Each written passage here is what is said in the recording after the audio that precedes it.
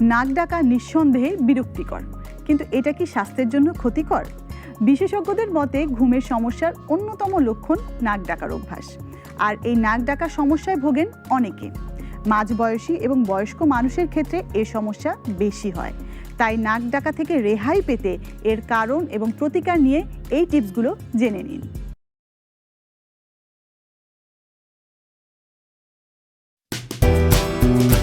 চিত হয়ে না ঘুমিয়ে কাত হয়ে ঘুমান। দেহের ওজন বেশি থাকার ফলে শ্বাসনালীর চারদিকে চর্বি জমার ফলে ঠিকমতো শ্বাস প্রশ্বাস নেওয়া যায় না।